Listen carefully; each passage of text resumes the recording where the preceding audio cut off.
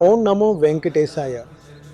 మీకు తెలుసా, మీరు ప్రేమించే తిరుమలకు చేరుకోవడానికి మొత్తం ఎన్ని నడక మార్గాలు ఉన్నాయి? 2 అనుకుంటున్నారా?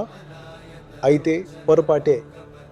ఎందుకంటే ఈ దేవుడి సన్నిధికి వెళ్ళడానికి ఒక రహస్యమైన మూడవ దారి కూడా ఉంది.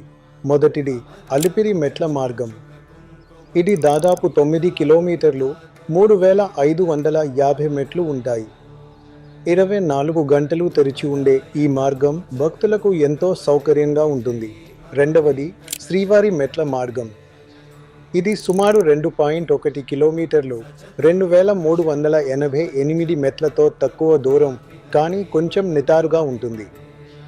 ఇది సాధారణంగా ఉదయం 6 నుండి సాయంత్రం 6 వరకు తెరిచి ఉంటుంది. మరి ఆ దాగి ఉన్న మూడో దారి సంగతి ఏమిటి? అదే అన్నమయ్య నడక మార్గం.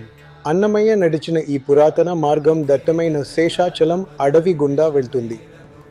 ఇది చారిత్రకంగా మూడవ దారి అయినప్పటికీ వన్యప్రాణుల సంచారం మరియు భద్రతా కారణాల వల్ల ప్రస్తుతం భక్తుల సాధారణ నడకకు ఇది అందుబాటులో లేదు.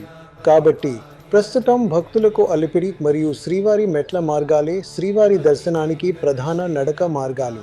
మరి మీరు ఏ మార్గం ద్వారా తిరుమలకు వెళ్ళడానికి ఇష్టపడతారు? కామెంట్లలో తెలియజేయండి. మరెన్నో ఆసక్తికరమైన విషయాలు తెలుసుకోవాలంటే తప్పకుండా మా ఛానల్ను సబ్స్క్రైబ్ చేసుకోండి.